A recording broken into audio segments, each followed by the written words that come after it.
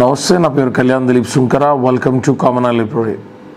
పిన్నెల రామకృష్ణారెడ్డి గారి issue. Common లైబ్రరీలో చాలా ఇంటలెక్చువల్ క్రీమీ లేయర్కి సంబంధించిన వ్యక్తులు కూడా కొన్ని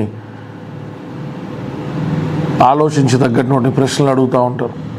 సాధారణంగా దాని గురించి మాట్లాడమనో లేకపోతే మాట్లాడలేదేంటో అడిగేటువంటి ప్రశ్నల కంటే కూడా యూకే నుంచి ఒక వ్యక్తి పెట్టినటువంటి మెయిల్ నేను ఇక్కడ పెడుతున్నాను. That was very interesting. దాంట్లో ఒక లైన్ బాగుంది. అసలు ఏంటి ధైర్యం, ఎక్కడి నుంచి వస్తుంది అని. జరిగింది దానికి ఈసీ డైరెక్షన్స్, కేసులు నమోదవడమో, ఆ కేసులకు సంబంధించి ఆయన బెయిల్ తీసుకోవడమో, సరే డిస్క్వాలిఫైయింగ్ సంబంధించి ఈసీ రూల్స్ అండ్ రెగ్యులేషన్స్ ప్రకారం ఉన్నటువంటి సిస్టమ్స్ మీద ఆయన కోర్టుకు వెళ్ళడమో, అవన్నీ that is too early to speak on. అయితే ధైర్యం ఎక్కడి నుంచి వస్తుంది, ఎందుకు పొలిటికల్ ఎరీనాలో లీడర్స్ ఎప్పుడు కూడా చాలా సందర్భాల్లో మాస్ లీడర్స్ ముసుగులో ఆ నేమ్ కింద ఇట్లాంటి లైన్ క్రాస్ అయ్యేటువంటి తాకత్ ఎక్కడి నుంచి వస్తుంది అని అడుగుతూ ఉన్నాను. In simple language, Pinnelli Ramakrishna Reddy అనేటువంటి వ్యక్తి గురించి మాచర్లో ఉన్నటువంటి నా మిత్రుల్ని కొంతమందిని అడిగాను నేను. అందులో వైసీపీకి సంబంధించిన వాళ్ళు ఉన్నారు, టీడీపీ వాళ్ళు ఎటుడి కూడా వాళ్ళు obviously opposite party, opponent party కాబట్టి ఖచ్చితంగా అతని గురించి చెప్తా ఉన్నా. విచిత్రం ఏంటంటే వైసీపీకి సంబంధించిన వాళ్ళు కూడా ఆ పిన్నెల రామకృష్ణారెడ్డి బ్రదర్స్ గురించి సంతృప్తికరంగా ఎవరు మాట్లాడలేదు. కొంత పార్టీ మీద మక్కువతో మాట్లాడినా సబ్జెక్ట్ లేదులే అన్న, మన వాళ్ళు కొంచెం అరాచకంగానే ఉంటారు అని అసంతృప్తినే వ్యక్తపరుస్తూ మాట్లాడారు. అది కొంచెం ఆశ్చర్యం అనిపించింది నాకు. వైసీపీకి సంబంధించిన వాళ్ళు అంటే ఎందుకు అట్లాంటి థాట్స్ వస్తాయి, ఈవీఎంలు బదులు కొట్టేసేంత అంటే. సరే, కొంతమంది అయితే రిగ్గింగ్ జరిగిందనే కోపంతో చేసినట్టు. రిగ్గింగ్ జరిగితే ఆయన కోపంతో చేసినటువంటిది కనపడడానికి ఉపయోగమైనటువంటి సీసీటీవీ ఫుటేజే రిగ్గింగ్ జరిగింది అని బయటపడడానికి కూడా ఉపయోగపడేది కదా. ప్రజాప్రతినిధి కింద ఆయన ఆలోచించాల్సింది సమయస్ఫూర్తితో కదా. ఆవేశాలకు లోనయ్యాడు. పోనీ అక్కడ ఏమన్నా ఎవరితోనో భౌతికంగా ఇతను కుర్రోలు దాడి చేయడం లేకపోతే ఇతను దాడి చేయడం అనుకోండి, అది క్రిమినల్ మైండ్ సెట్ ఉన్నది, ఇతను దాడి చేశాడు, ఇలాంటి ప్రొవోకేటివ్ ఇండెక్స్ ఇలాంటి ఉన్నవాడు రేపు పొద్దున్న ఒత్తిళ్లు, విమర్శలు, వ్యతిరేకత ఎట్లా తట్టుకుంటాడని చెప్పి మాట్లాడుకోవచ్చు. అది తప్పు ఒప్పని కాదు. దాన్ని మనం కనీసం అర్థం చేసుకోవచ్చు. అనే రాజకీయాల్లో ఇది మరీ ఓవర్ యాక్షన్ ఇది ఆడిని కొట్టేడు వింటారు, బూత్ ఏజెంట్ని క్రిమినల్ ఛార్జెస్ తీసుకోవాలని. ఈవీఎం బద్దలు కొట్టాలన్న ఆలోచన ఏంటి? చిన్నపిల్లలోడు చెర్రీ కింద. సరే, దేశంలో చాలా చోట్ల ఈవీఎంలు బద్దలు కొట్టి జరిగినా కొంతమంది పిచ్చోళ్ళు చేశారనో, లేకపోతే ఆడెవడో కుర్రోడు ఎవడో ముంబైలో నాకు ఇలాంటి ప్రభుత్వం కాదు, మాకు ఉద్యోగాలు ఇచ్చే ప్రభుత్వం కాదు బద్దలు కొట్టారని చెప్పాడు. అలాంటి ఏదన్నా ఉదంతాలు ఉంటే అటువంటి అతి పరిచర్యను అర్థం చేసుకోవచ్చు. కానీ బాధ్యతాయుతమైన ప్రజాప్రతినిధి కింద ఉంటూ అట్లాంటి చర్యలు ఎందుకు చేశారు అంటే ప్రజల్లో యాక్సెప్టెన్స్ ఉంది కాబట్టి, పబ్లిక్ యాక్సెప్ట్ చేస్తారనే కాన్ఫిడెన్స్. అది ఏ పార్టీ అయినా కావచ్చు. ఖచ్చితంగా కొన్నిసార్లు సిస్టమ్స్ అలసత్వంతో ప్రవర్తిస్తున్నప్పుడు, కొన్నిసార్లు పోలీస్ స్టేషన్లో ఒకవేళ అక్కడ ఎమ్మెల్యే అయ్యి అధికార పార్టీ ఎమ్మెల్యే కాకపోతే వాళ్ళు నిజంగా చేయాల్సినటువంటి పనులు కూడా చేయనప్పుడు కొంత గొంతు పెంచి మాట్లాడడమో, కొంత ప్రజల తరపున నిలబడమో, కొన్ని సందర్భాల్లో లైన్ కాస్త క్రాస్ అయినా ప్రజలు ఆమోదించేటువంటి పరిస్థితిని మనం అర్థం చేసుకోవచ్చు.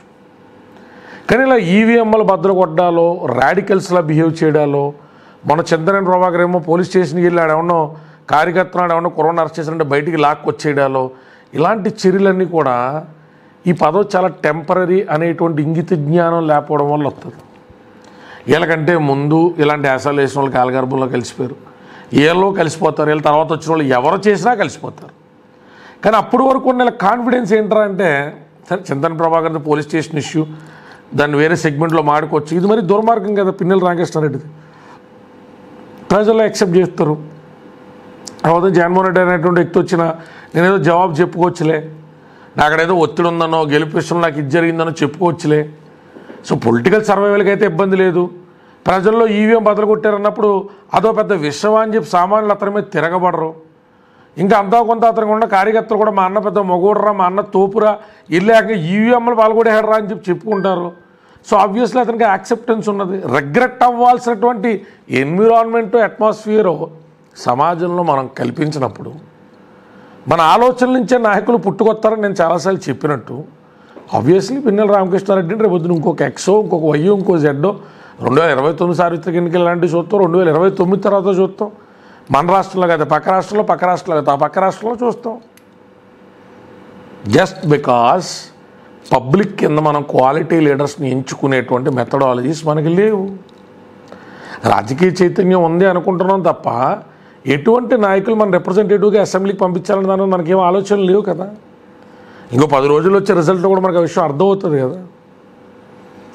ఏ పార్టీ అధికారంలోకి వచ్చినా నేను ఎప్పుడు ఒకటే విషయాన్ని చాలాసార్లు చెప్తాను. ఎందుకంటే ఫస్ట్ సార్ మీకు అర్థం కాకపోయినా రెండోసారి ఏదో చెప్తున్నాళ్ళు అనుకున్నా, మూడోసారో నాలుగోసారో ఐదోసారో ఆలోచన చేస్తారు. నాకు ఎంబ్లం ఆధారిత రాజకీయాలు నచ్చవు. నేను జగన్మోహన్ రెడ్డి అనేటువంటి వ్యక్తి ఆయన రజనీకాంత్కి ఇచ్చిన ఇంటర్వ్యూ విషయంలో కూడా నాకు ఆ విషయం మీద అబ్జెక్షన్ ఉన్నది అని చెప్పాను. సరే దాన్ని పక్కన పెట్టి ఎవడగాడు నువ్వు జగన్మోహన్ రెడ్డిని దేవుడు ఎలా గెలిపిస్తా ఉన్నారు, ఇక వాళ్ళందరినీ కూర్చోబెట్టి ప్రతి ఒక్కరిని పీజింగ్గా అందరినీ సాటిస్ఫై మనం చేయలేం.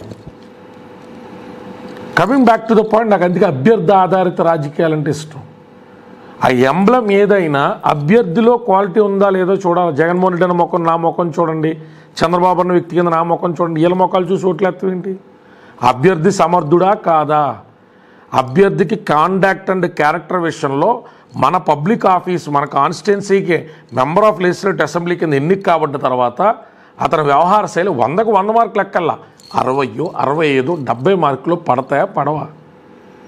విద్యార్హతలు కాకపోతే అతని గుణగణాలు ఏంటి, ప్రజల సేవ పట్ల అతనికి ఉన్న కమిట్మెంట్ ఏంటి, తాపత్రయం ఏంటి, అన్వాంటెడ్ సిచ్యువేషన్స్లో అతను రెస్పాన్సిబిలిటీని ఎట్లా అతను ఎక్సర్సైజ్ చేస్తాడు, ఇట్లాంటి విషయాలు ప్రజలు పరిశీలించగలగాలి.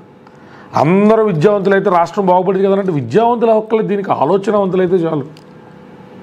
కాయగూరల వ్యాపారం చేసుకునే వాళ్ళు కూడా మన అభ్యర్థి మన తరపున అసెంబ్లీకి వెళ్ళి హుందాగా మాట్లాడేటువంటి వ్యక్తి అవ్వాలా, మనకు జవాబుదారీగా ఉండాలా, మన నియోజకవర్గం మన ప్రజల భవిష్యత్తును దృష్టిలో పెట్టుకోవాలా అనేటువంటి ఇంగిత జ్ఞానం పొసెస్ చేయడానికి కనబరచడానికి ఆలోచన పరులైతే చాలు, విద్యావంతులు అవ్వక్కలేదు. సో పిన్నెల రామకృష్ణారెడ్డి లాంటి వాళ్ళు కాన్ఫిడెన్సే పాల్గొట్టాం, కేసులు పెట్టారు, ఏమో ప్రజల్లోకి రేపు తిరుగుతాడు కదా, బెయిల్తో బయట తిరుగుతాడు. అతను జైలు కొట్టే వాళ్ళు తగ్గరు, అతని పొలిటికల్ ఆపర్చునిటీస్ తగ్గవు, ఏవి తగ్గవు. ఇదే పిన్నెల రామకృష్ణారెడ్డి నీడలో అక్కడ ఇంకో లోకల్ లీడర్షిప్ అలాంటి వాళ్ళు యొక్క ఓవర్ అటాకింగ్ నేచర్కి భయపడి ఎదగలేదు అనుకోండి, రేపు ఎత్తనే కండువా మార్చుకుని బీజేపీలో జాయిన్ చేసుకుంటారు, టీడీపీలో జాయిన్ చేసుకుంటారు. జాయిన్ చేసుకోలేదా గతంలో? వేరే పార్టీల్లో ఉండి తేడాపాడగా ప్రవర్తించడం వాళ్ళు పార్టీలో రాగానే సాంప్రదాయాన్ని శుద్ధపోషణలు అయిపోలేదా? అలాంటి ఎగ్జాంపుల్స్ మనం ఎన్ని చూడలేదు. టీడీపీలో రాడికల్ అని ముద్రేసిన వైసీపీ వాళ్ళు వైసీపీలో తీసుకెళ్ళిపోలేదా? వల్లభనేని వంశీ లాంటి వాళ్ళని, పరిటాల రావు లాంటి వాళ్ళతో పరిచయాలు ఉన్నాయి, ఇవి ఉన్నాయని టీడీపీలో ఉండే ఎలిగేషన్స్ చేసి అదే వ్యక్తి గెలిచిన తర్వాత వైసీపీలోకి వెళ్తే వాళ్ళు తీసుకోలే. అదే వైసీపీలో ఉన్నటువంటి వ్యక్తులు గతంలో టీడీపీ వాళ్ళు ఎలిగేషన్స్ చేసి టీడీపీలో జాయిన్ అవ్వగానే మంత్రి పదవులు రాలే. ఆబ్వియస్లీ రిలైజేషన్ ఎందుకు వస్తుంది? ఇలాంటివి జరుగుతూనే ఉంటాయి. దాన్ని ఈసీనో ఎవరో ఆపలేరు. ప్రజల కింద మన మార్పు, మన చూపు, మనం పొలిటీషియన్స్ని ట్రీట్ చేసే విధానాలు మారినప్పుడే బేషరతుగా నిస్సిగ్గుగా ఇట్లాంటి పనులు చేయడం అనేటువంటిది మాంతారు. ఈడేంట్రా బాబు ఉరుమురు మంగళమే పడ్డాడు మనల్ని అంటాడు జనాలు అంటే మనమే కారణం. పోలీస్ స్టేషన్లో తప్పుడు పని చేసి మనం దొరికిపోతే మామూలు వదిలే అని చెప్పి రూల్స్ బ్రేక్ చేసేవాడు మనకి హీరో. మనం మందు తాగి ట్రిపుల్ రైడింగ్లో వెళ్ళినప్పుడు పోలీసులు లేకపోతే నేను ఎవడో తెలుసా, ఎవడ తాలూకో తెలుసా అని మనం కాళ్ళు ఎగరేసుకోవడానికి ఆస్కారం ఇచ్చే పొలిటీషియన్ మనకి హీరో.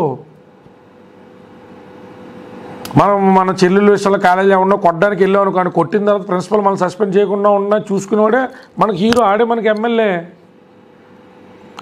ఎవడో రూల్స్ ఫాలో అయ్యి ఉండి ఎమ్మెల్యే కింద పట్టించుకోరుగా. ఎందుకు పట్టించుకుంటారు? దూలంగా పట్టించుకోవడానికి పట్టించుకోరుగా. అసలు నచ్చడం. మా ఓడి డెమ్మి అండి, మా ఓడి వేస్ట్ అండి, ఏదన్నా అంటే వెళ్ళి పోలీస్ స్టేషన్లో కేసెట్టి అంటాడండి. ఈ మాత్రం ఇది ఎమ్మెల్యే కింద ఓటేయడానికి మన చుట్టాలు, మన బాబాయిలు, మన మేనో అండం మనం వినలేదా? మనకు అలా పిన్నెల రామకృష్ణారెడ్డిలే కావాలి మనకి. కానీ వాళ్ళు ఏదో పార్టీల పరంగా మనం ఏదో మాట్లాడేసుకుని ఏదో ఆదర్శాలని చెప్పేస్తున్నాం తప్ప మనకు అయ్యే కావాలి. పిన్నెల రామకృష్ణారెడ్డి కాకుండా ఈస్ట్ వెస్ట్లో పిన్నెల రామకృష్ణ నాయుడు అనుకో, మనం ఆటోమేటిక్గా మగోడని అంటాం కదా. అనవా ఇప్పుడు పేర్లు ప్రస్తావన అనవసరంగా అనవా అంటాం. మనకు కావాల్సిన క్వాలిటీస్ అయ్యి ప్రజల కింద మనమే క్వాలిటీ స్టేట్స్మెన్లే మనం ఎక్స్పెక్ట్ చేయలేదు. ఎప్పుడు చిచ్చి మన తప్పుడు మాటలే అన్నీ మనం ఏ రోజు లేదు మనకు ఎక్స్పెక్టేషన్. ఆ ఎక్స్పెక్టేషన్ ఉంటే అసలు అసెంబ్లీకి పార్లమెంట్కి వెళ్ళే వాళ్ళు ఒకసారి జస్ట్ గతంలో 2019 ఎన్నికైన వాళ్ళు 2014 ఎన్నికైన వాళ్ళు ఒకసారి లిస్ట్ తీయండి 2 పార్టీలకు సంబంధించి. ఏముందో మనకి బ్యాంకుల దగ్గర డబ్బులు నొక్కేసి 2 నెంబర్ దందా వ్యాపారాలు చేసి ఊళ్ళో లోకల్లో వెంచర్లు వేసి ఆ వెంచర్లకు సంబంధించి ప్లాట్లలో మల్టిపుల్ రిజిస్ట్రేషన్లు చేసి రియల్ ఎస్టేట్లో దిగి సగం కంప్లీట్ చేసిన ఫ్లాట్లనేమో ఒకడికి అమ్మి ఇంకోటికి ఇంకో బ్యాంకు మార్టిగేజ్ చేసి ఆ మార్టిగేజ్ చేసామన్నది బయ్యర్కి చెప్పకుండా నాకు ఎక్కడి నుంచి ఖర్చు పెడతారు 40 కోట్లు 50 కోట్లు కాయ కష్టం చేసి వచ్చిన డబ్బులు ఖర్చు పెడతారా? అందుకు పిన్నెల రామకృష్ణారెడ్డిలే మనకు నచ్చుతారు. పిన్నెల రామకృష్ణారెడ్డిలు అనేటువంటి వ్యక్తులు కాదు, మన ఆలోచనల నుంచి పుట్టుకొచ్చిన నాయకులు, మనం పెంచి పోషించే నాయకులు, మనం ఆదరించే నాయకులు. అందుకు తప్పుడేదోలో మనం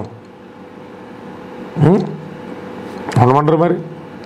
జై భీమ్, జై భారత్.